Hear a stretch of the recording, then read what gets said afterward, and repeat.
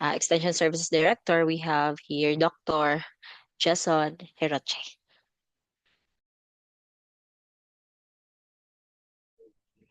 Okay, good morning everyone. Good morning to all our unit heads, of course, to my respect to our college president. Good morning po. And now I was tasked to present to you uh, the SDG scorecard. Ma'am Love, may I request to share my screen?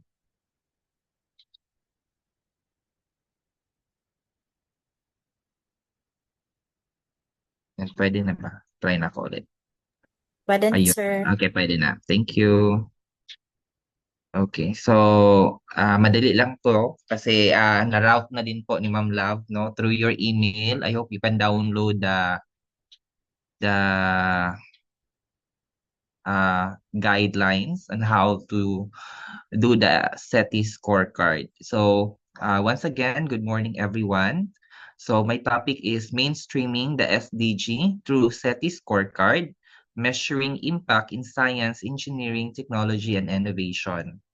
So my discussion would focus on of course, the introduction of SDG, why measure SDG contributions or SETI contributions to SDG, and what is SDG SETI scorecard, and also the structure, components of the scorecard, the alignment of research extension innovation, and examples of SETI indicators, and on how to use the scorecard at institutional level.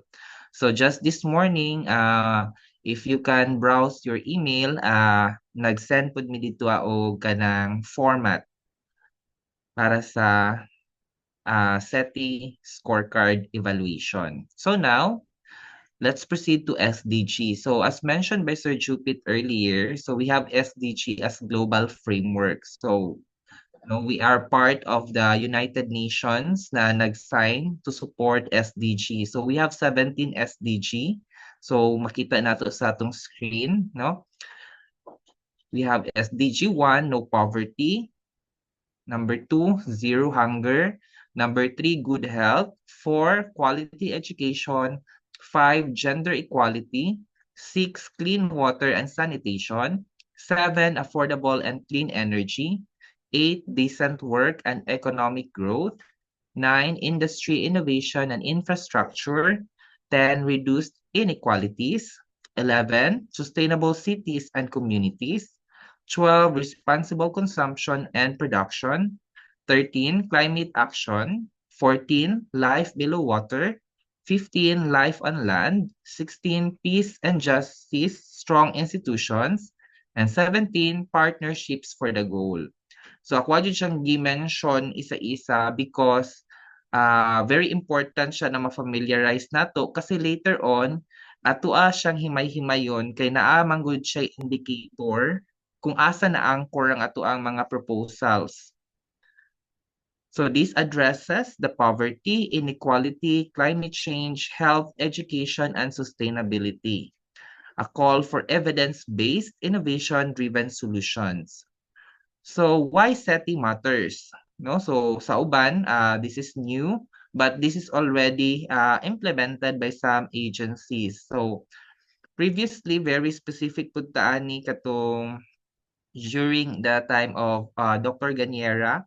So naadyo tay mga SETI evaluation, particularly sa mga research-related initiatives. So we have here science, generate knowledge and evidence.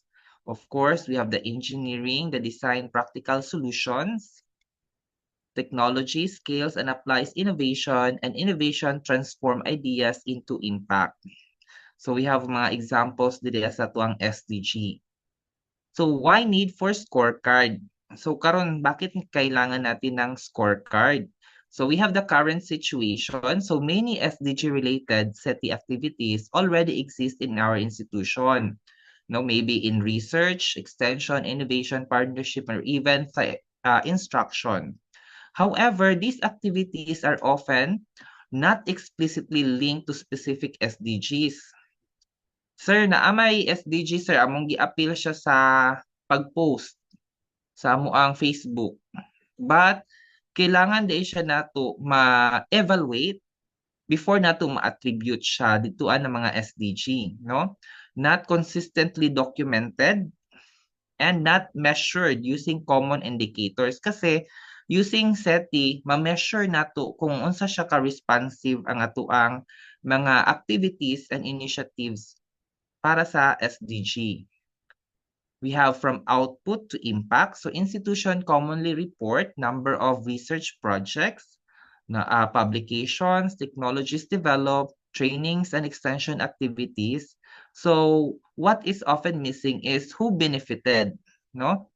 Which SDG was addressed in international level nato natanawon since SDG mo man atong link for internationalization pud no atong contribution to the United Nations na mga agenda. What changed because of the intervention? So the need for scorecard, so many related activities are not documented or qualified. So naatoy daghan tag mga activities, daghan tag mga initiatives, no? Maybe for training, for uh, instruction, for research, extension, or even for infrastructure. Outputs are often reported, but impact is unclear. So institutions need to standardize monitoring tool and evidence for planning, funding, and policy decisions. So SDG SETI Scorecard is a monitoring assessment tool that measures how SETI activities align with specific SDG. So kaya gi-mention nako tugain na tanong 17 ka SDG kasi dapat mas maging familiar tayo para mabalaan nato saan nato siya i-attribute asa siya ga-support na SDG. It tracks institutional performance and impact and supports strategic planning and reporting. For our purpose, we have the assessment, benchmarking, and continuous improvement. So core components of SDG SETI scorecard. We have the SDG alignment. So we will be able to know saan talaga na SDG na anchor yung ating mga initiatives. Kasi later on, ipapakita ko rin or if you have already browsed the PDF emailed or routed by the planning, and naamangoy specific dito sa page 17 and beyond, naka-specify dito unsa na mga initiatives per SDG. Then later on, asa pwedeng mo i-anchor, no? We have the SETI domain, the indicators, the outputs, outcomes, and impact, the evidence required, and scoring is based on the presence, quality, and relevance of SETI initiatives. So we have the typical areas covered. Of course, we have the research and development, the extension, innovation, partnership, policy and capacity building, and other initiatives, no, including our mga infrastructure, which is very important for this activity. So we have here a note, no? One SETI activity may contribute to multiple SDG. So hindi lang necessary na isa lang ka SDG yung ating natutumbok no during any activity or mga initiatives or proposals. Pwede siya multiple SDG. Okay? We just need to anchor it to the katong guidelines asa na indicator siya na belong. So example, we have here SDG 2, zero hunger, no, crop improvement research, my examples niya. Climate action, we have climate smart agriculture or renewable energy innovations. So using scorecard at institutional level. So how institution use the scorecard? So we have this to identify the strength and gaps in SETI initiatives and align research, extension, and innovation with SDG. No? So dili na lang ta na kanagong ato alang i-chat GPT na unsa na SDG kaya ni siya na activity, no? But naa na tay background or rationale coming from the guidelines and doing the SETI evaluation, asa siya na indicator na belong. Support funding proposals and accreditation, strengthen annual and strategic reports. For the common gaps, challenges, and SETI SDG implementation, so SDG alignment, usually daw, dili siya explicitly stated no, in the project. Say, malimta nato. limited documentation of outcomes and impact, no? So, as I have seen in the routed na advisory, na-included dito ang project proposal, no? Very specific kayo ang gimension dito sa tuang project proposal na mga SDG responsiveness. So, mo to siya mas mapalig-on ato ang pag-monitor sa mga SDG nato. So, recommended strategies to explicitly tag projects to relevant SDG, use SDG indicators in proposal development, strengthen interdisciplinary collaboration, enhance monitoring and evaluation and documentation, and promote innovation and technology utilization. So what would be our key takeaways? So SETI is a critical driver in SDG achievement since member man ta sa United Nations and hapit as mentioned ni Sir Jupit, hapit na ang 2030, no? So if you notice sa mga posting sa other SUCs, naa na jud ang mga SDG kasi ano nila no kanang gina-mainstream na nila ang mga SDG initiatives. So this provides systematic assessment tool and measuring impact improves planning, funding, and accountability.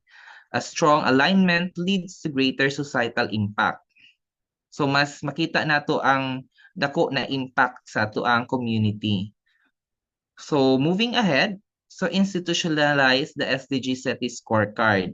So now, ito na yung ginagawa natin, no? We have our focal through Ma'am Lovely. We also have the capacity building for faculty researchers, use results for continuous improvement, and strengthen partnership for SDG-driven innovation. Kasi what gets measured gets improved. So now, ito na yung meat, no? Kumbaga, yung atin talagang gagawin. So, makikita natin, ito yung ating SETI scorecard on your screen. So the SETI scorecard is developed in the aim of assessing contribution of SETI in the attainment of SDG. So SETI scorecard has 8 major parts. So lantawon po nato asa ang 8 major parts, sir. So akong i-mention na lang diri we have 1 kanang gipang koloran og color red, encircled by color red. 1, the objectives of the project.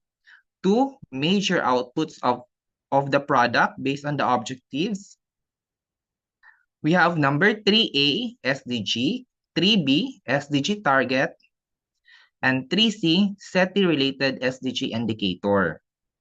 So, kani sila na portion si number 3, lantawo nato ni siya dito sa PDF na gi-route ni Ma'am Lovely na katong guidelines. Page 17 and beyond, na dito ang mga SDG. So later on, we have the 4 impact to the attainment of SDG. So ipang-discuss ko ni po siya isa-isa. Then we also have the remarks, no? We have here the indicate the baseline data if available as reference for the rating of likelihood of accomplishment according to the project timeline. And letter B, indicate whether the outputs will directly or indirectly contribute to the attainment of SDG. For number 6, we have here the likelihood and relevance. Dili ta mag-rate. And responsiveness score. Mo ni ang ginapangayo dito sa ato ang project proposal. Same with Hagadaga or the GAD scoring. No? Later on, ako apong ato may ning himay-himayon po isa-isa. Papaano natin i-accomplish. So going back here sa taas, i-indicate natin yung project title or yung proposal natin, location, no? Saan siya malocate, the implementor, the project duration, and the date of assessment sa SETI scorecard. So now let's go to the next. So eto, we have the objectives, no, of the SETI, number 1. So we have here, example, seedling storage area for Davao River Bank, and the major outputs. Or rather, ito pala yung major outputs, no, of the project. These outputs derive from completed, ongoing projects or prospective or proposal natin. We also have indicate the SDG, saan na SDG, and the targets. We also have the impact of the project towards the SDG target by identifying whether the prospective or derived output stated in the column 2, if directly or indirectly, makita nato diri po. So, unsay pasabot sa direct impact? So, direct impact is having the direct impact on SDG if the data or output generated of the project is directly contributing to the stated SETI-related SDG indicator. So example, so we have here, indirect impact naman kapag project output is considered having indirect impact on SDG. So generated from the project indirectly contributing to the stated SETI-related SDG indicator towards the overall attainment of the SDG target. So also we have the remarks. The remarks and the rating. Ako lang ipakita muna unsa ang overall na itsura pag na-fill upan na po. Inani po siya. No? We have here the objectives, demonstration site and skills development of facility for urban container gardening. Then we have the SDG 11. Then target SDG 11A and SDG 11.A.1. So sir, saan po ni siya makita si 11, 11A o 11A.1? So ako ang i-next lang gamay. Example, kani 11, goal 11, no? Make cities and human settlements inclusive, safe, resilient, and sustainable. 11A. So 11 is SDG 11. Ngayon sa 11A, ito yun. Support, if makita na to, pangitaw na to sa baba, nasa 11A. Third to the last. 11A, support positive economic, social, and environmental links between urban, peri-urban, and rural areas by strengthening national and regional development planning. Then, katong 11A.1, naapod siya corresponding indicator. So, proportion of population living in the cities that implement urban and regional development plans integrating population projections and resource needs by size of city.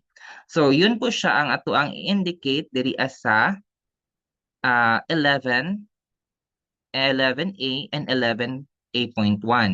So, uliton ko, saan siya kuhaon? Dito siya sa katong giroute na to na kauban sa advisory na guidelines in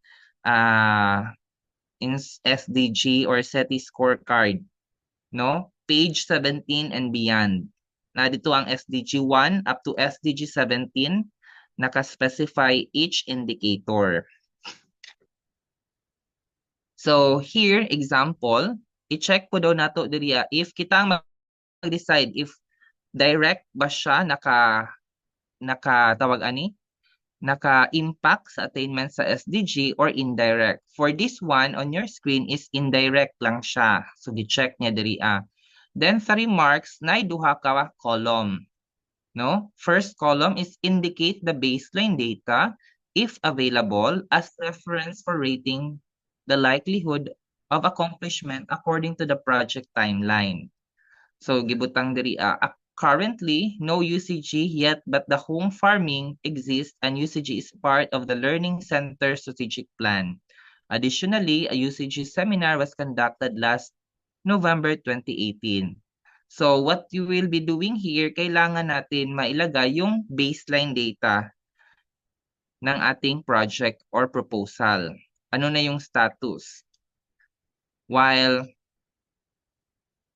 the second column in the remarks indicate how the outputs will directly or indirectly contribute to the attainment of SDG. So dito na natin parang explain nganong directly ang muhang gibutang or gichikan or nganong indirectly ang gichikan.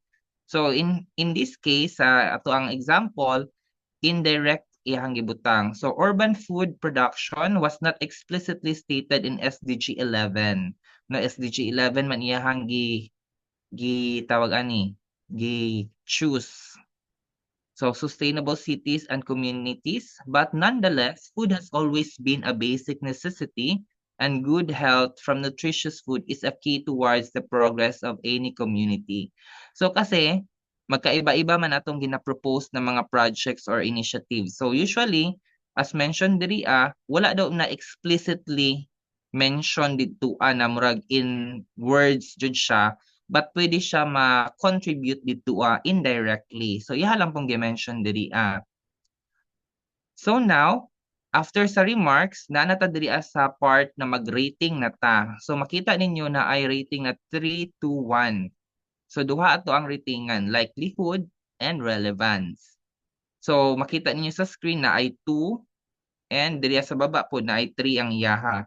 So papaano po siya nato i-rating ang likelihood? So first, ang likelihood muna nga ito ang i-kuan. Okay, ito pala. So sa likelihood, the likelihood of attainment refers to the progress towards completion of the project output based on the project timeline considering factors such as facilities. So tinitingnan natin yung mga facilities, human resources, data availability, etc. The rating of 3 is the highest, no? 3 to 1 lang po ang pag-rate nato. 3 means the project output will be attained or has been attained at 80 to 100% completely or almost completely according to the project timeline. Rating 2 means completion of the stated project output is 51 to 79% based on the project timeline, efforts and progress towards attainment of the stated project. Output can be clearly observed but not quite close to completion, or completion is hampered by some factors. And rating 1 means the attainment of the project output stated is 50% or below. So efforts can be or has been started, but the progress towards attainment of the project or output based on the project timeline is not quite clear due to some factors. So naapo diri ang iyahang kanang mga indicators kung 3, 80 to 100%, 2, 51 to 79%, and 1 is 50% and below. For relevance, we have here the project output is self-assessment by the project proponent on how the project output will contribute directly or indirectly in the attainment of SDG. So ibig sabihin dito, subjective po yung rating. No? Should be supported by the information provided by the remarks column. So dapat kaning diri sa remarks, kaning ikaduha na remarks, kay dapat diri na to ma-indicate po no ang parang explanation niya. So we have here same rating is 3 to 1. Rating of 3 is 80 to 100%, means that the output will have a huge contribution in the attainment of SDG. Usually for outputs with direct contribution, specifically on SETI-related indicator of SDG target. A rating of 2, 51 to 79, and 1, 50% and below, means the output is still contributing to attainment of SDG, but not as huge as those outputs with direct impact. So yun po ang pag-rate natin sa likelihood, 3 to 1, and relevance, we have 3 to 1. Now, paano natin kuha yung responsiveness score na nailagay doon sa format ng ating project proposal? So we have here the formula. Responsiveness score equals likelihood, i-times natin, multiply by the relevance. Then, i-multiply din po natin if we will choose 1 if yung na-check po ninyo is direct impact. Pero if yung chinek nyo is indirect, 0.5 lang po yung ating i-multiply. So after po niyan, meron po tayong kukunin na average responsiveness score. So ano pong ibig sabihin ng average responsiveness score? Dili pa din siya mausar ang responsiveness score. So kasi kung average, ibig sabihin on your screen, another sample. So mo lang ni siya. Example po, na diri on your screen, kung makikita natin. So likelihood iyang gi-scorean is 2. The relevance is 2. So 2 times 2 is 4. Kaso, nag-check siya sa indirect. So, ibig sabihin, 4 times 0.5. Diba? So, 0.5 lang i-times niya para makuha ang ato ang responsiveness score. So, ibig sabihin, 2 gyapon ang iyahang responsiveness score. So, ang mention na hugain na average responsiveness score is kuhaon nato ning tanan. Diba naata diri ay pila ka kuan? Natay 2, natay 9, natay 6, natay 9. So kuhaon na to ang average, no? So mo total siya og 6.5. So paano siya magkuha sa average? So we have here average responsiveness score of the project is getting the sum. So i-plus to nato siya tanan. Then i-divide pila ang responsiveness score. Like example, kani i-total nato ni ang 2 plus 9 plus 6 plus 9, i-divide nato sa upat. Okay, 4 man kabuok ni siya. 2, 9, 6 na. 1, 2, 3, 4. So total is 6.5. So mo po nga siya ang atong average responsiveness to SDG. No? So mga considerations in using SETI scorecard, focus on the direct impact, assessing component projects of programs. We have scoring decisions, and of course, dapat daw ang uban, no, if there's any mga negative impact. So now, I would like to show here ang sa DDoSC. So ginagamit na ni siya sa DDoSC, no, especially sa RDD before. So we have here memorandum. So previously, mga memo, mga MOA na ay SDG evaluation jud siya. So very strict kaayo. So we have MOA of Understanding, MOU, Memorandum of Understanding between Bungkilaton Integrated School and Davao de Oro State College for Starbook Partnership. So ang Starbook is coming from DOST, no? So hatagan sila through the DOST. So location, ibutang nato diri implementor. So dalawa, si Bungkilaton Integrated School and Davao de Oro State College. Project duration, then date of assessment. So ngayon ay objective diri objective sa project or the memorandum, no? So previously, we have the ESD of Davao de Oro currently or closely involved in implementing externally funded extension project called Community Empowerment through Science and Technology in Geographically Isolated Disadvantaged Area in Davao de Oro. So, and so on. Then, ibutang na to ang iyang major output. So, this partnership is also an excellent opportunity for the college to support SDG 4. We'll reach out to more learners as standalone digital offline library that can be installed in all public schools. So, gibutang diri kay SDG 9, then SDG target is 9C and 9C.1. So lang tawo na to ang 9C kaning mga 9 na ginapasabot niya. Unsa din ni ang 9? So mag-open ko, ako lang sang stop ang kaning PowerPoint, then i-open na to, i-share na ko tong i-route from planning na PDF file. Kay para malantawan nato. So ang giroute sa planning na PDF file is mo ni siya po kuang tanaw na rin. Ito po. SETI for SDG scorecard. So as mentioned gaina, nasa page 17. So moditsyo na lang ko sa page 17 po. Okay. So page 17, nara na po. Mag-start sa SDG 1. End poverty in all forms. So yun. So kung imo lang ni ipang scroll, ato aning basahon kung na naman tayo naisip na asa na SDG. So lang tawon ni mo diri kung asa siya diri na target na goal, ang target then indicator. For our example gaina, is 9 siya, di ba?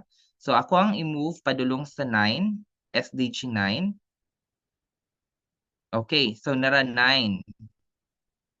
Okay, nang taon na sana ako kayo, nakalimot ko. 9, 9C and 9, 9C1. Okay, saglit lang po. Okay, we have 9C. Nara.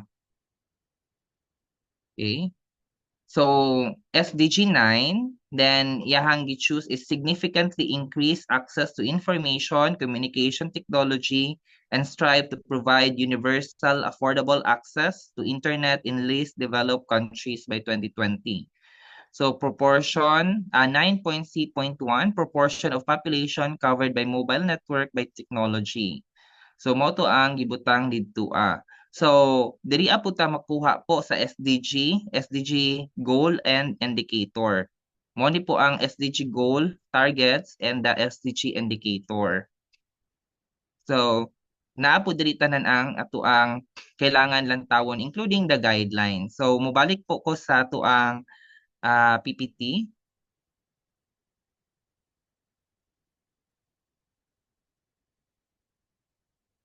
Okay, so mo ni siya, then nagbutang pud siya diri og sa remarks. Sa remarks na atong baseline. So gi-mention nato giina magbutang tag baseline. So nagbutang diri ag baseline.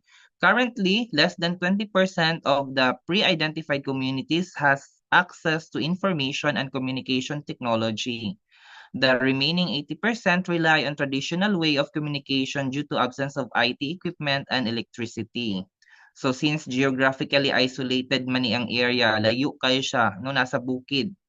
So karon sa another remarks diri sa B, 5.B indicate whether the output is directly contributing to SDG. So it provides kay direct manihanggi check diri dasay direct attainment sa SDG. So it provides information, access to and communication technology, strive to provide universal affordable access to internet in least communities and having access to clean and renewable energy. So for the rating, ang gi-rate po dili ni proponent, so dili pa ako ani ha kanang previous pa ni December 2023 pa ni siya po na sample. So ang gibutang ni proponent is 2 sa likelihood and sa relevance is 3 kay direct man siya, so naa jud siya kanang impact, no? So kung kuhaon nato ang responsiveness score is 2 times 3 times 1 if direct siya. So we have the 6. So 6 po yung ating score. So depende na po kung napatay idungag dirian na mga indicators or objectives, kung daghan tag objectives.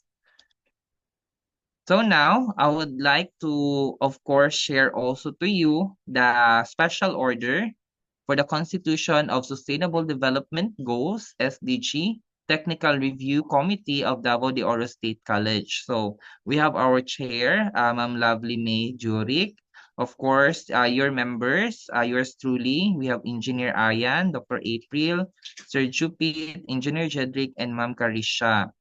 So kato atong mga proposals po will be evaluated by the committee. So now, ako ang ipakita po ang ato ang format. So kasi gibag-o lang pag-route ni ma'am, i-send niya sa email. If you can check your email, naa dito this morning lang man pud to gi-route. So mo ni siya ang ato ang supporting document. So same lang gihapon, gigamit man nato ang naa sa guidelines, no? Ato adyo tong gikopya unsa nasa guidelines. So SDG evaluation, butang nato sa ato ang template na format, the location, implementor, duration, and date of assessment. So diri na lang putay butang diri add rows if necessary, pero if isa lang, i-delete na lang nato siya. So now, diri sa baba, prepared by, mao ni siya ang sa proponent. No, sa proponent. So kumbaga kung kamo ang gi-propose ato or kamo sa inyong department or office, so kamo diri mo tong gipa orientation ni ma'am lovely no kay para mas dali ang pag-review. Kasi after this, mag-i-review na pud ni siya sa ato ang SDG Review Committee. Then later, if okay ang ato ang pagkagawa, this will be submitted to our college president for approval. So I think that would be all on my end, and akong ibalik muna sa ato ang moderator if mag-Q&A na or later pod siya. So kato lang, and I hope na nasabtan lang pod siya. If na clarification, pwede ra pod nato i-clarify. Thank you.